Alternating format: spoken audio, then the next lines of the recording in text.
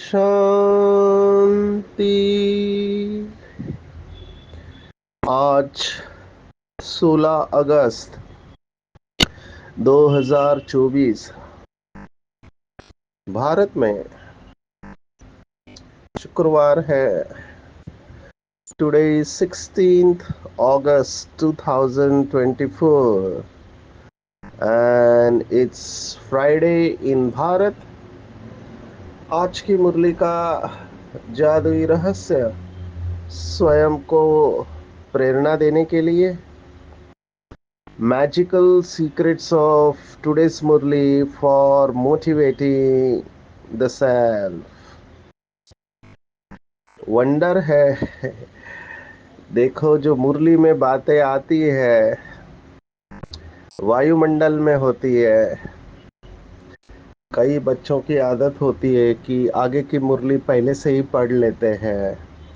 तो वायुमंडल में बहुत सारी बातें होती है। बाबा ने एक शब्द इस्तेमाल किया था मुरलियों में। मेरे ख्याल से ये अव्यक्त होने के बाद वाली मुरली है। उसमें बाबा ने टाइटल ही था मुरली का बताया हुआ कि पुरुषार्थ का आधार जो होता है वो है कैचिंग पावर। कैचिंग पावर के आधार पर पुरुषार्थ होता है। बाबा से कैच करना आना चाहिए, या वायुमंडल में बहुत सारी तरंगे होती है उनको कैच करना आना चाहिए।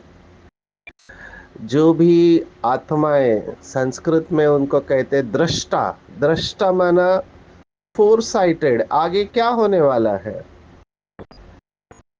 कई लोगों को लौकिक में भी भले वो साधना नहीं कर रहे, लेकिन उनको पहले से ही अंदर, हम उसको कहते हैं अलग अलग शब्द है, हंचिस, गट फीलिंग, आगे क्या होने वाला है। तो ये उनकी बुद्धि का कमाल होता है कि पहले से ही कई सारी बातें बहुत सारे लोगों को टच होती है। ऐसा नहीं कि वो योगी है, माना कोई साधना कर रहे हैं, ये उनकी बुद्धि का कमाल है। तो मुरली की कई बातें पहले से ही टच हो जाती है। हमने 2 दिन पहले इस बात के ऊपर चिंतन किया था कि बाबा एक ही बात को बार बार क्यों समझाते हैं। एक बार कहने से समझ में आ जाना चाहिए। आज उसी प्रश्न का उत्तर बाबा ने दिया है कि बाबा को एक ही बात को बार बार समझाने की आवश्यकता क्यों पड़ती है। क्योंकि ये प्रश्न आप देखो, साकार बाबा के वक्त भी था, अभी भी है। कई बाबा के बच्चे श्रूण बुद्धि है, शार्प है, तेज दिमाग वाले हैं, एक बार कहने के बाद समझ में आ जाता है। तो उनको ये बातें जब रिपीट होती है तो वो सोचते हैं कि इसके बजाय बाबा कुछ और सुनाता तो कितना अच्छा होता है। वही बात जो बाबा ने बताई वो बार बार क्यों बता रहा है। तो बाबा ने उसका जवाब दिया है कि बच्चे, मुझे वही बात सुनानी इसलिए पड़ती है क्योंकि तुम भूल जाते हो। तुम्हें माया के तूफान हैरान करते हैं, और अगर मैं रोज खबरदार न करूं तो तुम माया के तूफानों से हार खा लेंगे। क्योंकि अभी तक तुम सतो प्रधान कहाँ बने हो। जब आप बन जाएंगे तब सुनाना बंद कर देंगे। अभी ये शब्द अभी बहुत इंपॉर्टेंट है। प्लीज अंडरस्टैंड, ये साकार मुरली 69 के पहले की है। आज हम 2024 में है। बाबा ने कहा था उस समय, जब बन जाएंगे तब सुनाना बंद कर देंगे। बाबा ने मुरली सुनाना बंद कर दिया है। 2017 में अव्यक्त मुरली चली, उसके बाद अभी 2024, माना 7 साल हो गए, बाबा ने सुनाना बंद कर दिया। तो क्या इसका अर्थ ये है कि जो 108 की माला है वो तैयार होने के एकदम करीब है, और बाबा को अभी नया ज्ञान सुनाने की जरूरत नहीं है, नंबर वन। नंबर टू, जो पुराने बाबा के बच्चे हैं वो जानते हैं कि बाबा ने कई मुरलियों में कहा कि अभी लेट हो चुका है, लेकिन टू लेट नहीं हुआ है। और अभी टू लेट का भी बोर्ड लग चुका है। टू लेट का अर्थ हर एक अपनी बुद्धि के अनुसार लगाता है। टू लेट का मतलब है कि आप कुछ भी पुरुषार्थ कर नहीं पाओगे। अभी मेरे सामने कई सारे बाबा के बच्चे ये मुझे कहते रहते हैं कि सचिन भाई, हम पुरुषार्थ तो बहुत करते हैं, लेकिन जितना और उतना हमारे संस्कार नहीं बदल रहे हैं। हम बहुत मेहनत कर रहे हैं, ना ही विघ्न जा रहे हैं, ना ही संस्कार बदल रहे हैं, तो क्या समझे। तो कई लोग इसका जवाब इस तरह से देते हैं कि टू लेट होने के बाद में आप कुछ भी पुरुषार्थ कर नहीं पाएंगे। तो क्या इसका ये अर्थ लेना चाहिए? तो यहाँ पर मैं वर्ड ऑफ कॉशन देना चाहूंगा, क्योंकि कुछ लोग इसका ये अर्थ बताते हैं। हमेशा हमको ये ध्यान में रखना चाहिए कि कभी भी निराश नहीं होना चाहिए। आई कैन अंडरस्टैंड, अभी एक आत्मा मुझे मिली। अभी वो आत्मा समझदार है, पोस्ट ग्रेजुएट है। उसने देखा कि मैं अभी पीछे ज्ञान में आई हूँ 2017 के बाद, और मैं देख रही हूँ कि सभी आत्माओं की अवस्था बहुत अच्छी है और मेरे संस्कार बहुत कड़े हैं। मैं कितना भी कोशिश करूँ, मैं इनके साथ इनकी स्पीड के हिसाब से चल नहीं सकता हूँ। तो निराश होने के चांसेस है। उस आत्मा के आंखों में आंसू थे। पवित्र है, अभी तक शादी नहीं हुई है, लेकिन आंसू है कि मैं ये कर नहीं पाऊंगा। तो ऐसा होने के चांसेस है। लौकिक में भी ये फीलिंग आती है कई लोगों को, जब वो दूसरों की सफलता देखते रहते हैं और खुद की असफलता देखते रहते हैं। यहाँ पर मैं लौकिक की एक थिंकिंग को आपके सामने रखना चाहूंगा। लौकिक में इसके लिए एक शब्द, बहुत अच्छा शब्द निकाला हुआ, इसको कहते हैं टाइम जोन। हर एक आत्मा का टाइम जोन होता है। अगर हमने बाबा के ज्ञान को अच्छी तरह से समझा है तो ये थॉट आना ही नहीं चाहिए। आप ज्ञान को किस तरह से उठाते हैं इसके ऊपर सारा खेल है। गलत उठाया तो अलबेले भी हो सकते हैं, अयथार्थ रूप से उठाया तो निराश भी हो सकते हैं। तो माया किसी को नहीं छोड़ती है। इसलिए इस बात को बहुत अच्छी तरह समझना। टाइम जोन का मतलब क्या है? टाइम जोन का मतलब ये है कि कोई आत्मा 25 साल में किसी कंपनी की एमडी बन जाती है ना, और 50 साल में उसका शरीर छूट जाता है। कोई आत्मा 50 साल की उम्र में उसका करियर चालू हो जाता है। कॉलोनल सैंडर्स 70 साल की उम्र में उनका करियर चालू हो गया। अमेरिका के प्रेसिडेंट डोनाल्ड ट्रंप 70 साल की उम्र में करियर चालू हो गया। तो हर एक का टाइम जोन अलग है। हमको ड्रामा में तुलना नहीं करनी चाहिए। हम इसको मोटिवेशन में इस तरह से सुनाते हैं, हमको अपना रिकॉर्ड खुद तोड़ना है। कल से आज मेरा अच्छा होना चाहिए। दूसरों से अच्छा हो नहीं हो, लेकिन अपने से अच्छा होना चाहिए। You have to break your own records. अगर आप पुराने भाई बहनों के साथ में तुलना करेंगे तो निराश होने के चांसेस है। मैं ये नहीं कह रहा हूं कि आगे नहीं बढ़ना है, please don't get me wrong, गलत अर्थ नहीं निकालना। मैं ये कह रहा हूँ कोशिश जरूर करनी चाहिए, लेकिन अगर सफलता नहीं मिलती है जितना चाहिए उतना, निराश नहीं होना चाहिए, अपना रिकॉर्ड तोड़ना चाहिए। कल समझो आपकी याद के परसेंटेज 40% थे, आज आपने 45 कर दिया, तो ये बहुत अच्छी बात है, आप आगे बढ़ रहे हैं। प्लीज अंडरस्टैंड, कई लोग कहते हैं ये ड्रामा ऐसे क्यों बना है, मेरा ड्रामा में ऐसा पार्ट क्यों है, मैं इतने पीछे क्यों आया।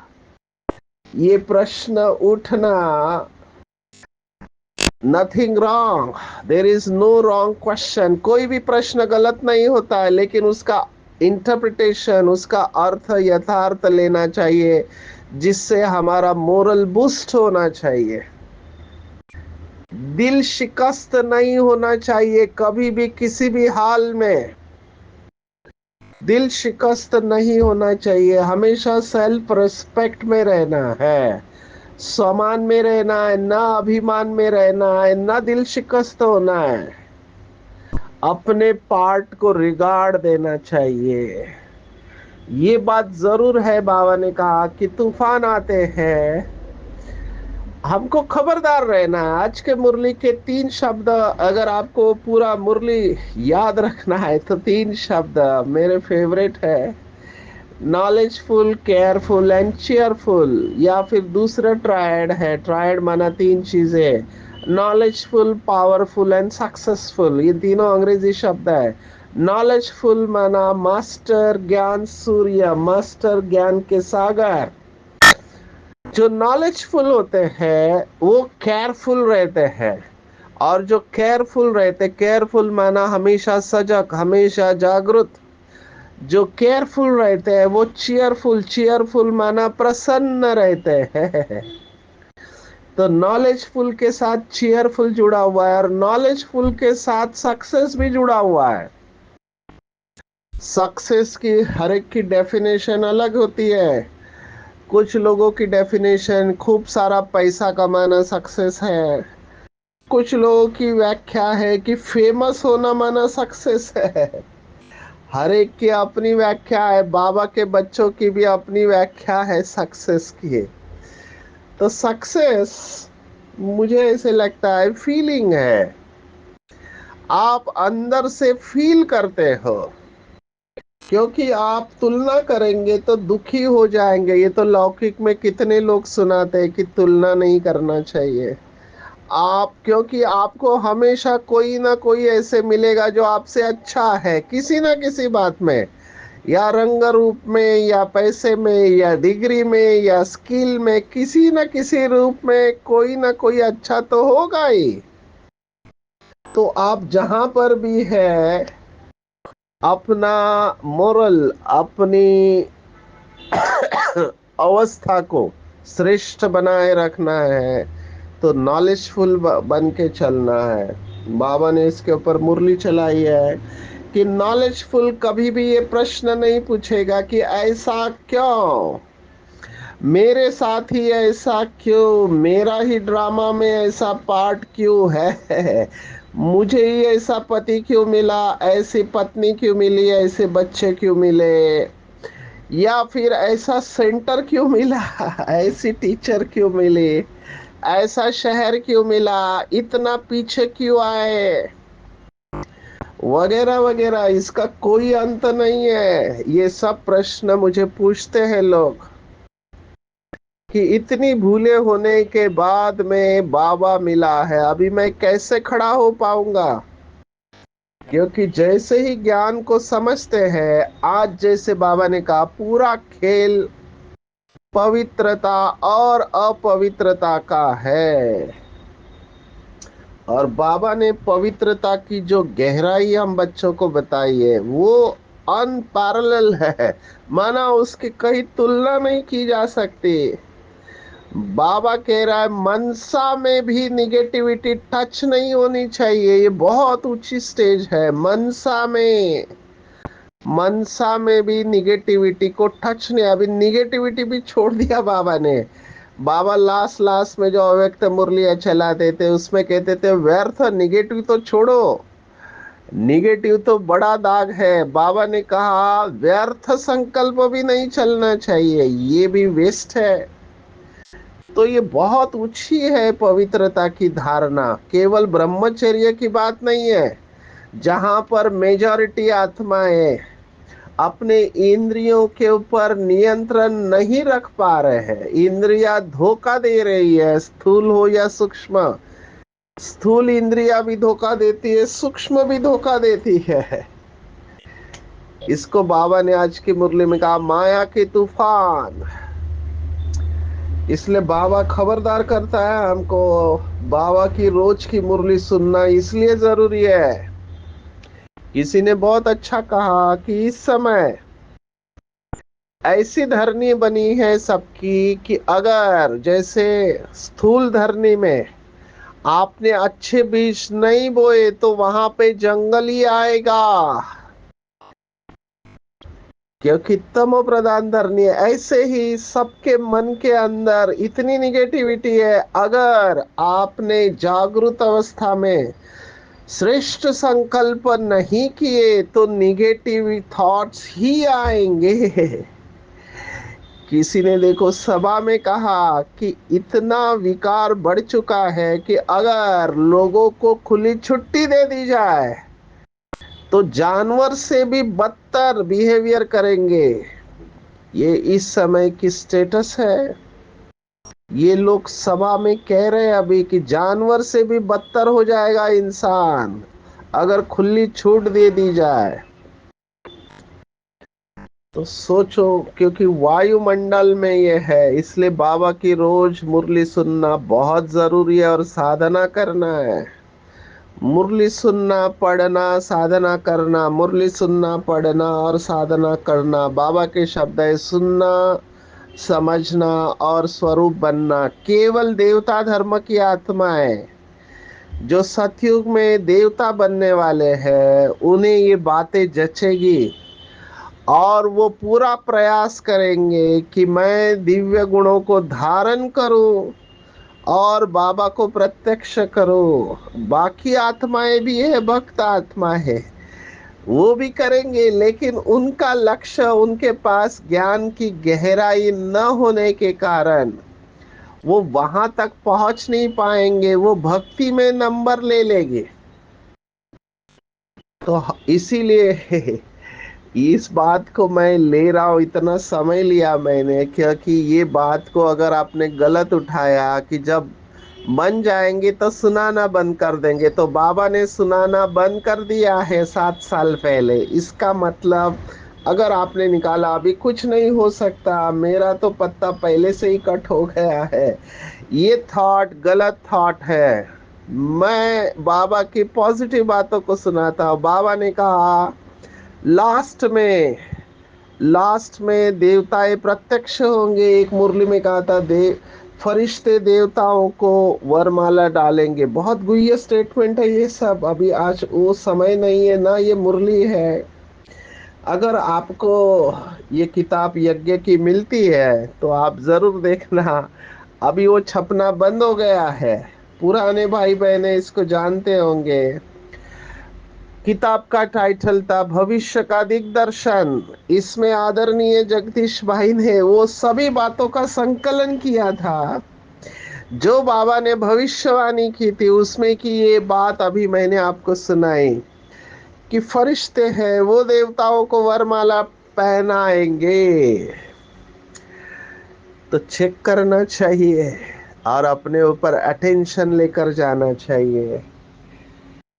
निराश नहीं होना है। भगवान मेरे साथ है, मेरी विजय निश्चित है। मैं हमेशा पब्लिक में भी जब भगवत गीता के ऊपर सुनाता हूँ तो मैं भगवत गीता को मोटिवेशन के रूप में लेता हूँ कि भगवान का वायदा है कि पापियों में से भी पापी अगर मेरी सच्ची दिल से शरण में आए तो मैं उसे सर्व पापों से मुक्त कर दूंगा। ये एक बार नहीं, 2 बार बताया हुआ है। सर्व ज्ञानम प्लवेनेव वृजिनम संतरिष्यसि। 2 बार आया हुआ है ये श्लोक, अलग अलग रूप से आया है। 9वें अध्याय में आया है। और फिर परमात्मा कहते हैं क्षिप्रम भवति धर्मात्मा, तुरंत धर्मात्मा बन जाएंगे। इसलिए निराश नहीं होना चाहिए, अपना पुरुषार्थ जारी रखना चाहिए। अपने रिकॉर्ड को तोड़कर तोड़ना है, दूसरों के साथ तुलना नहीं करना है। विदेही शब्द के ऊपर आएंगे। विदेही बाप हम देहधारियों को विदेही बनाने के लिए पढ़ाता है, जो बच्चे ही समझते हैं। अभी आप सोचो कठिन क्यों है, ब्रह्मा बाबा अपना अनुभव सुना रहा है।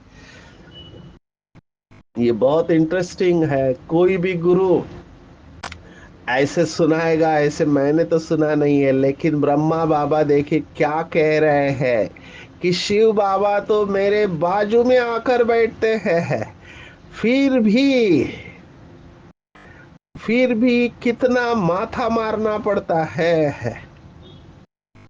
बाबा खुद कहते हैं मेरे तो बाजू में एकदम शिव बाबा बैठा है, तो भी मैं याद नहीं कर सकता हूँ, भूल जाता हूँ।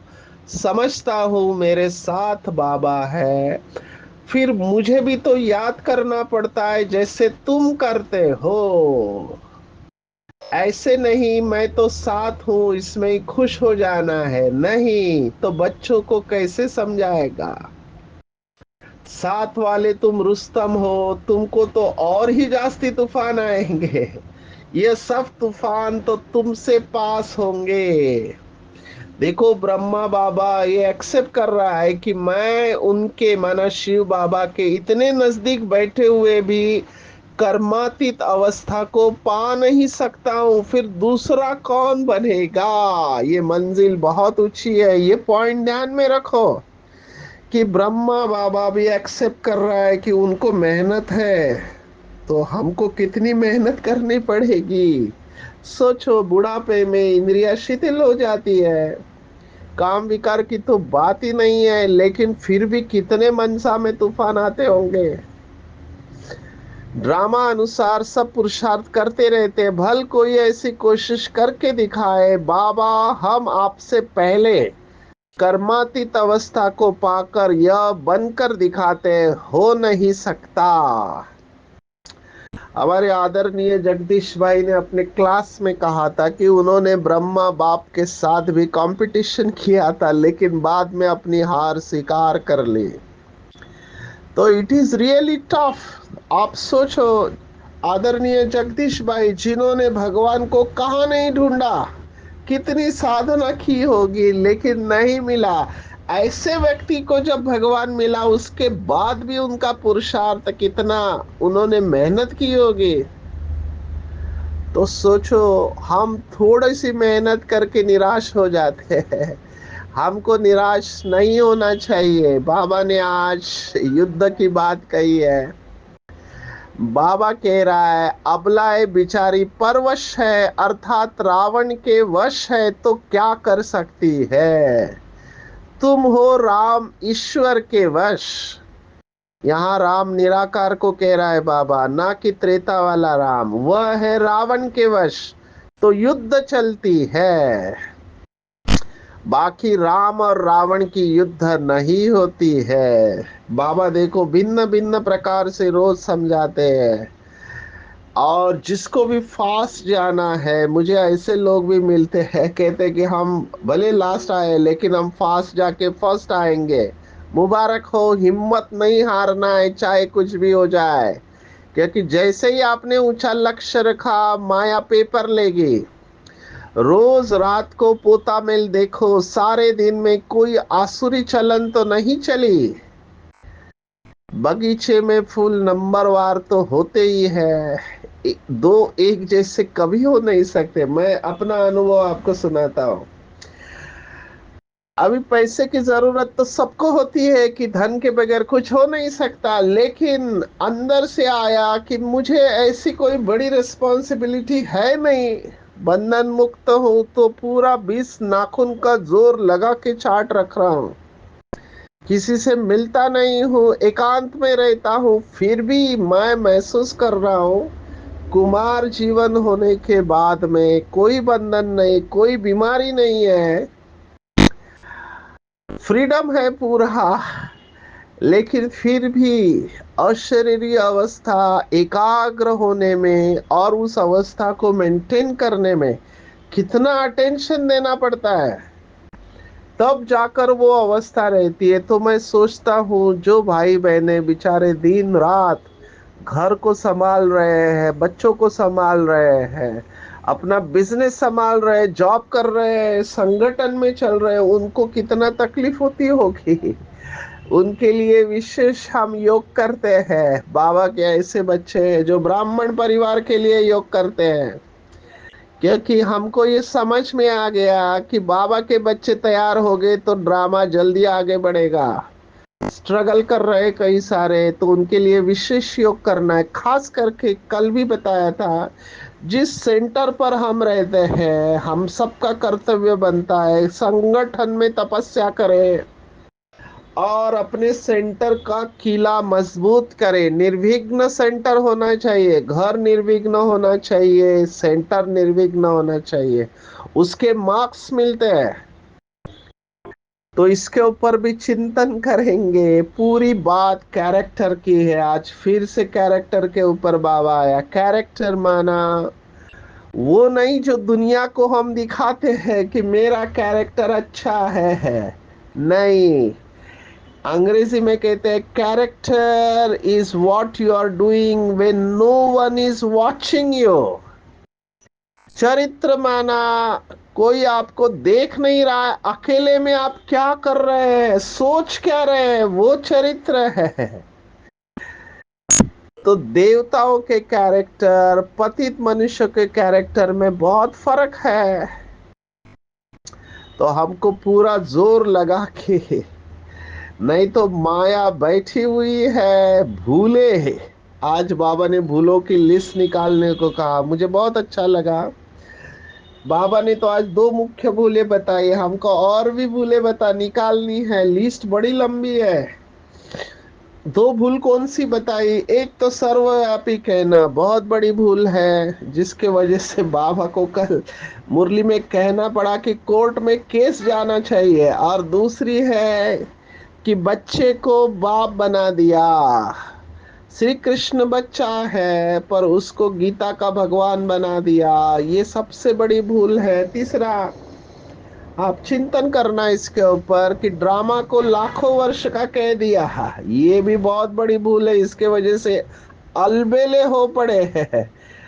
फिर आत्मा सो परमात्मा, कितनी सारे भूल है। तो इसकी लिस्ट बना के युक्ति से समझाना चाहिए। मैंने तो ये देखा इस 7 डेज कोर्स में गीता के भगवान के ऊपर मुझे पता नहीं कितने लोग समझाते हैं। आप अगर समझाते हैं तो हमको बताना, हमारे इधर तो उसको टच ही नहीं करते हैं। केवल मैंने हरियाणा में देखा था, एक भाई है वो 7 डेज कोर्स में डायरेक्ट बोलेगा गीता के भगवान के बारे में। पर ये सुनाने के लिए हिम्मत चाहिए और अपनी क्लैरिटी चाहिए, नशा भी चाहिए, योग भी पावरफुल चाहिए। बाबा ने आज कहा कि माया ऐसा वार करती है कि समझ में ही नहीं आता है। सबसे खतरनाक दुश्मन उसे कहते हैं जो दोस्त के रूप में आता है। तो बाबा कह रहा है माया रियल समझ को, महसूसता की शक्ति को गायब कर रॉन्ग को राइट अनुभव कराती है। जैसे बाबा ने उदाहरण दिया, कोई जादू मंत्र करते हैं तो परवश हो जाते हैं, ऐसे ही माया बुद्धि के ऊपर वार कर देती है, रॉन्ग को राइट महसूस कराती है। मैंने पहले भी कहा, बाबा ने मुरली में एक कहा हुआ है कि मैं राइट हूं, ये बहुत बड़ी माया है। मैं राइट हूं है गलत, लेकिन अपने को राइट समझना और उसका लक्षण है सिद्ध करना। सत्य को सिद्ध करने की जरूरत नहीं। बहुत पावरफुल अव्यक्त महावाक्य है। अगर कहीं पर भी हम स्वयं को सिद्ध करते हैं तो समझने का गड़बड़ है। आप शांत रहो, सत्य को स्वयं में सिद्ध होने की शक्ति प्राप्त है। तो केयरफुल रहना है, माया की छाया से सेफ रहना है, माया प्रूफ रहना है। जिनकी मन बुद्धि को बाबा को सौंप दिया है, जिन्होंने, वो बाप की छत्र छाया में रहेंगे। जैसे आजकल ऐसे वस्त्र बने, घड़ी बनी है जो वाटर प्रूफ होती है, मैं कहूँगा माया प्रूफ अवस्था बनानी है। डुबकी मार के रहना है सागर में, डूबे हुए रहना है तो माया प्रूफ बन जाएंगे और इतना सहज योगी बनेंगे कि हमको देखकर दूसरों का भी योग सहज लग जाएगा। कितनी सुंदर बात बाबा ने कही, हमको देखकर दूसरों का योग सहज लग जाना चाहिए। तो आज की पूरी मुरली में टेक होम, अगर आप मुझे कहो हो तो मैं कहूंगा कि अपने कैरेक्टर को देखना है कि कितने गुणवान हम बने हैं। तीसरे नेत्र से आत्मा को देखना है, बार बार अभ्यास करना है, अभ्यास से अवस्था बनेगी। रॉयल माया से केयरफुल रहना है, माया की छाया से सेफ रहेंगे तो माया प्रूफ बन जाएंगे। और सहज पुरुषार्थी, सहज योगी, इतने सहज कि हमको देखकर दूसरों का भी योग सहज लग जाए। अच्छा, ओम शांति।